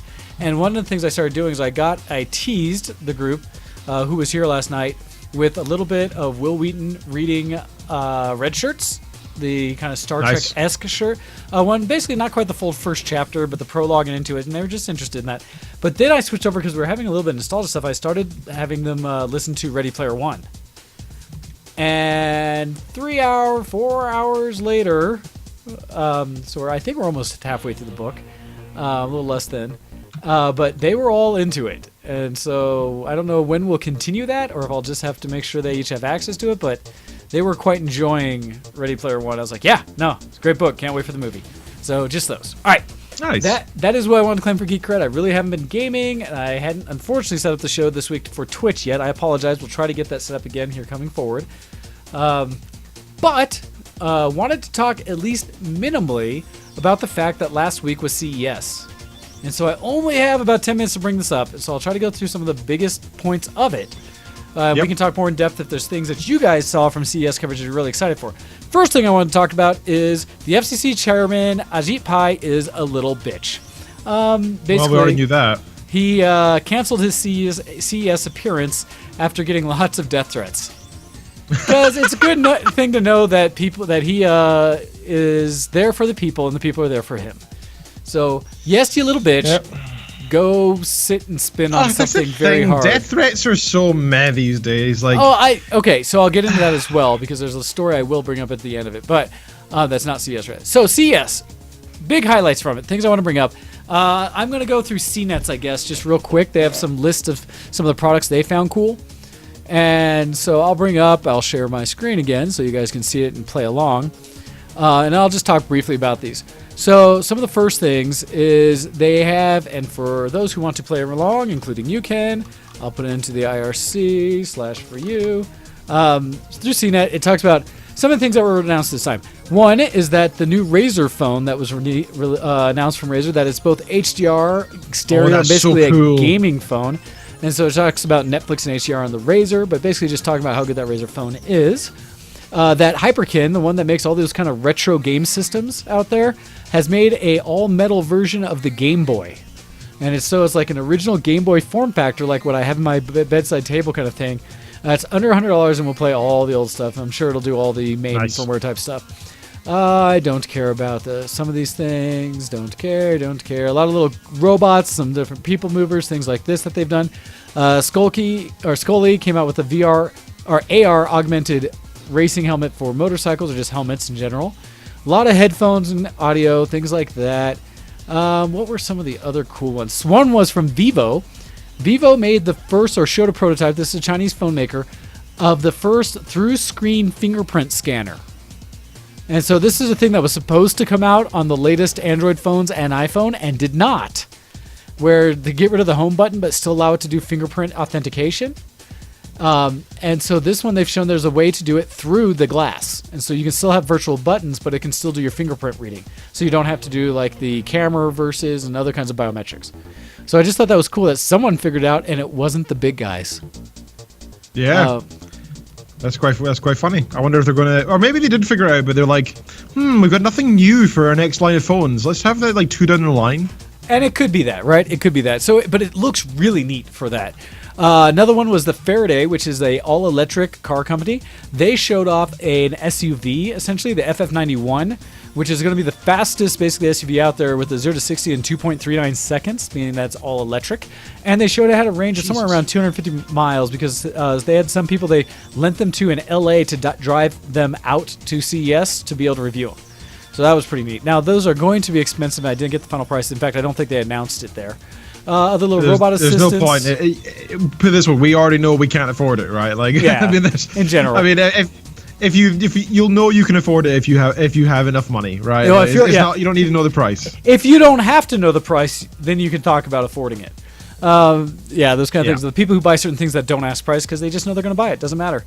Another one was from Intel, the Volocopter.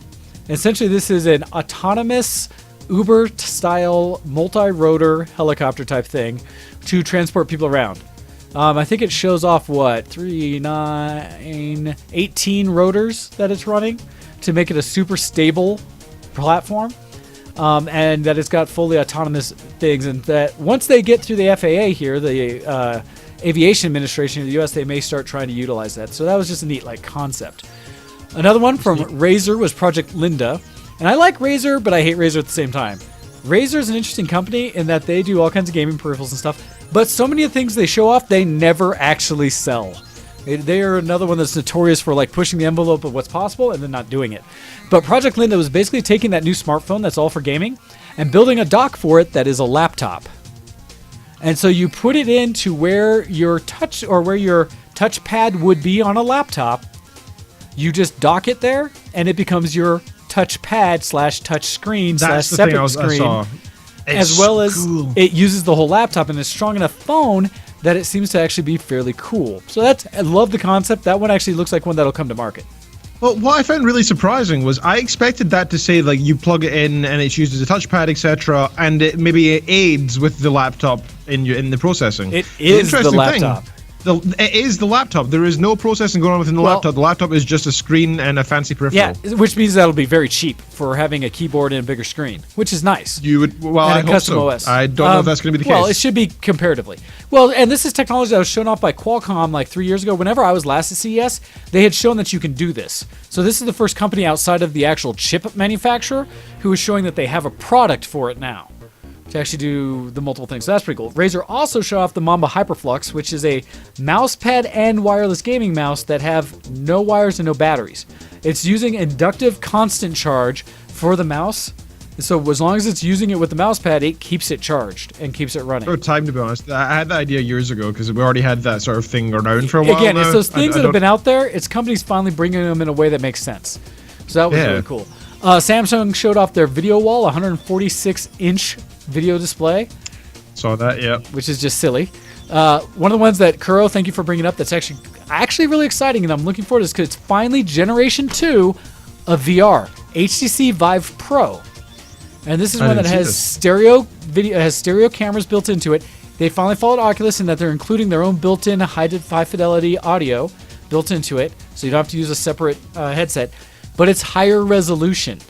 So this is one that's not quite the full like 4K per eye type thing, but they've more than doubled the resolution per eye. And a lot of people have said that it's going to essentially give you get rid of the screen door effect and stuff really, really cool like that. Another piece that they also had that Kuro mentioned was that they made a wireless adapter for the Vive, so you can truly go hands-free with it. Or not hands-free, but no tether. And so you can walk around your whole open space with it and not worry about running or tripping over your wires. That's really cool. So I'm looking forward to this because this is going to push the market again and hopefully make other competitors like Oculus and Microsoft AR and other things like that stand up, take notice, and do more. So looking forward to that. What else is in there? Some lighting things that don't matter. Toyota's little concept car. Luggage that will follow you. More a laser television from Hisense is supposed to be gorgeous. A short throw projector from Sony. Other TVs, always TVs. I'm trying to think. Anything else? Oh, one was, as they always push technology, LG showed out a 65-inch rollable 4K OLED display. One that essentially fits into those things we've heard about or always thought of, where at the end of your bed, you have a box that's kind of this long tube. You hit a button, your TV rolls up out of it. And so that it can tuck away completely when you don't need it. So neat concept, but it's still so that's great for like London flats or whatever. Yeah, anywhere that space is an issue and you want to reuse space multiple times instead of just having a flat panel stuck on your wall, use it for other things. So that's a cool concept, but it's so new they hide how it's done. Other phones, very small or kind of pocket kind of PC things. Big one was LG showed off an 88-inch 8K OLED. Which is awesome because I have a 4K OLED that's gorgeous, and 8K at 88-inch just sounds phenomenal, and it's pushing 8K to a real thing. Hyundai showing off a hydrogen fuel cell SUV, great, but again, hydrogen's one of those things that's not readily available always everywhere. No, not yet. Even though it's the majority of our atmosphere. Well, yeah, but just for being able to use it with tech and such. Sure. Vuzix is showing off a new AR-type virtual assistant Amazon-based glasses. And so that they have it's weird because it's like sunglasses with a little thicker side piece, not quite as awkward looking as the Google Glass, but looks somewhat like old people sunglasses. But that's because the side piece on it is actually a touchpad. And so your navigation, you can just rub against the side kind of temple area, and it's a full touchpad. Kind of neat concept. Curious to see how they use it, but it's built in Alexis, and that was one of the themes of CES, was actually having Alexis everywhere. Google everywhere, like tied into everything, which is pretty neat. Let's see. They're showing a subscription system for NVIDIA for gaming, GeForce Now and stuff like that. DaVinci, talking about 3D printing, is offering a portable printer for $230. It looks like it's a pretty small form factor, but it's designed to be able to easily pack up, move with you, and do stuff in other places. An Alexis-controlled faucet from Delta for your kitchen, where you can actually tell it to turn on, turn off through Alexis, and you can tell it exact temperatures to run at. They also showed some other things to a shower. Useful, but I don't know what. It's smart home. It's right? automation to an extreme. Yeah, when you're it's automating doing it something with everything. Like it would be quick when you're automating something, but it makes it slower than the original thing, right? Like I can turn on a tap quicker than you can tell Alexa to do it, right? But what That's I the problem. do like about it is the idea that you can go directly to an exact temperature and things like that, as well as I think they said water flow. And actually, one of the cooler ones on the faucet was you could put a like a mug or something under it and say, "Pour me 1 liter of water," and it'll turn on, pour it, and turn off. So again, not necessary, but interesting and convenient if you wanted to save water and things like that. It's just neat in the way they did it. All right. Asus showed off their anti-bezel kit, basically little diffractions that you can put over multiple monitors, like when you have 3 monitors like I do. Between them, that actually diffuses light across them to kind of mimic as though you have a continuous display. So it's very cheap idea and technology that gives you a hinting at more screen than you really have. So little things like that. There's a lot of interesting things, a lot of smart home device and stuff like that. One of the other big ones that I haven't seen pop up yet was NVIDIA big format gaming televisions or gaming monitors. I don't know if you saw anything about that one, Ken. No, but I didn't. The big format is they're bringing G-Sync technology and 120 hertz true refresh to 65-inch displays. Jesus. So essentially the size of my new television. And doing it, though, with G-Sync and the full refresh, saying it's butter smooth for gaming. With it, it's going to have a built-in, is it the NVIDIA Shield or whatever that is, that's the streaming device that allows you to pull from your main computer. So you can still have your desktop computer in the other room, and then you can run full, like, high-end 4K gaming. There it is, the BFGD. To your living room or wherever else you might have this. Now, I'm going to assume, but they haven't shown it yet, that it may also have I hope, a television tuner or something, because it's the size of a TV. So we'll see. Other things, let's see. NVIDIA is working with Volkswagen on their new little microbus, which actually looks pretty slick. One of the bigger ones, Intel's 8th Gen G Series processors will have AMD-based graphics cards built into them. So Intel and AMD are working together on a chip. And it's meant for the low-power, small device type chips, so that they have chosen and believe that the AMD video processor is more efficient than their built-in Intel ones. But it should allow better, low-power devices and such. So, well, that's fine, because Intel aren't going to be around for much longer, so... Ha! I don't know if I would go so far as to say that. Well, but, yeah. AMD is definitely going to get a big kick, because, a huge amount of income coming to them in the next few months because of this Intel crap that's been going on. I don't think I have any doubt there. Well, we'll see what happens as a whole, but... Because Intel was the clear winner before, now it's at least even again. It's different, and we'll see how it goes. It'll be interesting. So anyhow, those were some of the highlights. There's far more. I would love if we missed something that you saw at CES that was absolutely phenomenal, please let us know. I did not go this year. I need to just decide now to make an effort to go next year, because I gained so much, and I love going to CES and seeing all the technology there. And this was a year that I saw so many little of these announcements that I kind of wish I had been there.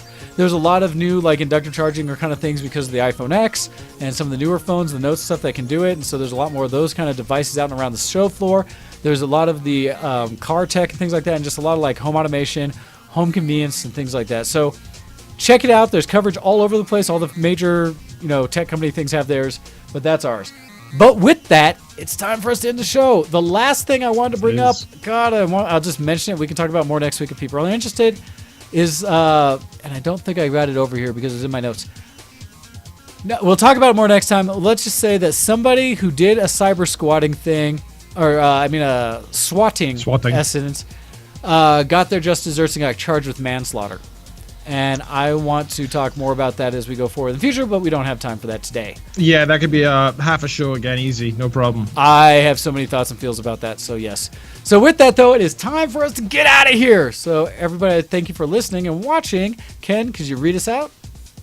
You've listened to ShowX on VTWProductions.com. You will find us here every week, every Sunday, 7 p.m. GMT, 2 p.m. EST.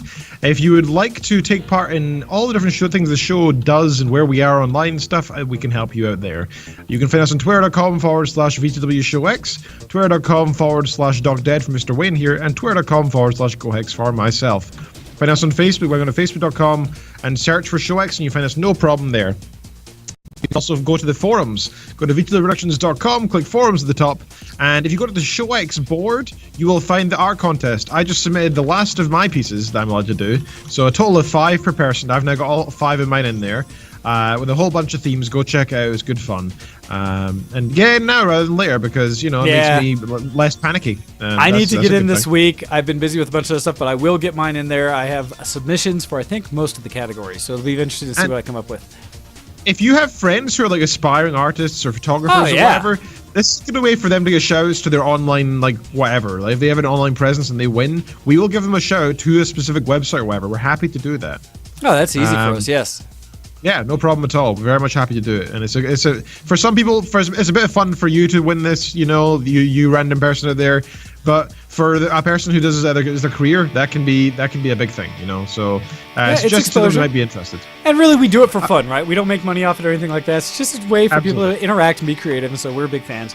And we post the results out there. In fact, we need to keep posting them onto the ShowX page and BTW or page and stuff as well. But all right, let's see. I already did our follows and things like that, and CS. Anything else after that we need to say?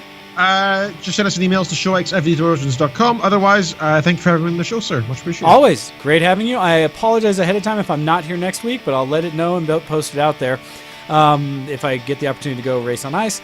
But with that, thank you very much for joining us this week on ShowX, and we look forward to catching you every week in the future. Feel free to tell your friends, join in the show. We love having you, and we love hearing from you. But with that, I'm out of here. Thank you, Ken, and we will catch you guys in the future. So, bye, everybody. Goodbye. See you in the next zombie. Good night. Also, God.